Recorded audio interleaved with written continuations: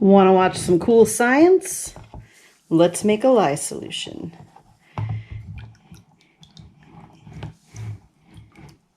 I have distilled water, sugar, salt, and citric acid in here.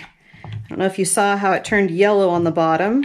That is the lye reacting with the sugar. It caramelizes the sugar.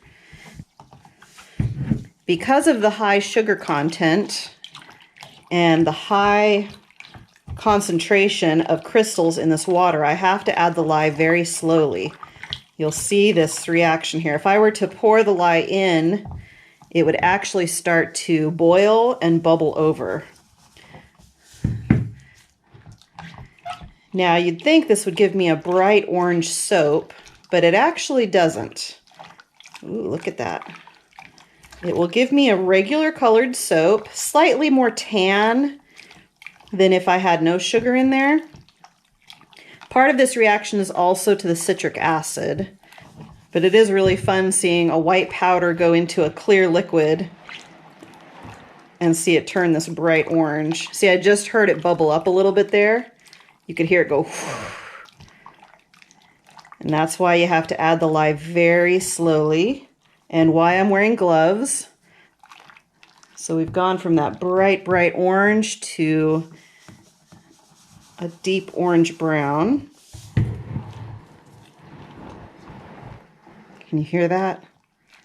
Now, while my lye solution is so very hot, we are going to pour it over our hard oils. Ooh, that's very hot.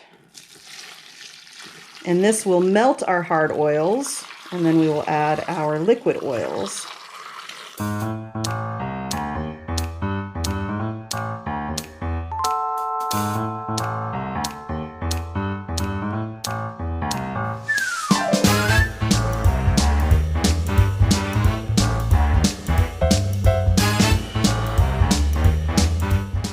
I am adding my liquid oils and my additives. We have olive oil, castor oil, colloidal oats, and goat's milk. Now we need an emulsion. Very much like how you would make salad dressing or mayonnaise, we need to agitate this enough that the water of the lye solution will bond with the oils. So for that purpose, I could stir and stir for hours, or I could use my handy stick blender, which will make short work of it.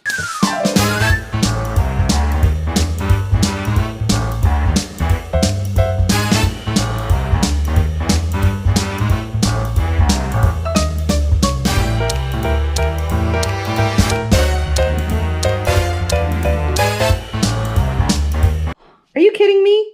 I don't think I even recorded any of that. Well, basically, I just poured each layer in alternately, so I would go, down the line. They're poured on top of each other. But anyway, I'm just cleaning up the sides of my mold here. I think I have too much, so I'm going to scoop some of this off. Now, hopefully without spilling, I can do this. We're just going to go around and around.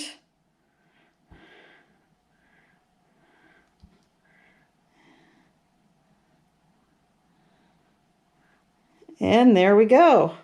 It may just be one big pink blob when we cut it, or it might be a really pretty multi-toned pink swirl. We won't know until we cut it. Ugh, I gotta clean up. My sister is a glitzy kind of girl. She's very fancy, so it would be wrong of me not to give her some little blings. So we're gonna do some gold drizzle on the top. This is just gold mica dispersed in olive oil.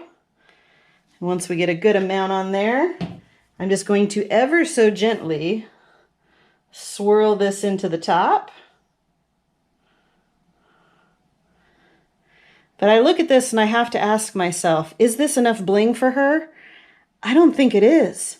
I mean, this is Charlie after all. She's got to have more. We're going to glitter it up as well. Give her some gold in here. She needs lots of sparkle, lots of pizzazz. Because she's just so beautiful, she needs a soap to match it.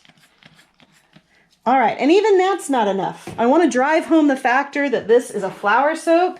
So I have some rose petals here that I made from soap dough earlier. I almost started laying my leaves without marking my bars, but I made some marks so I know where to lay my leaves. So I'm going to alternate these really big leaves. I should have done that over here so they don't run into each other with the slightly smaller large leaves. It's hard because you get a trace amount of soap on your glove and you won't notice it on your embeds until the soap dries and becomes opaque. And then you've got all these weird splotches on your embeds. And nobody wants splotchy embeds.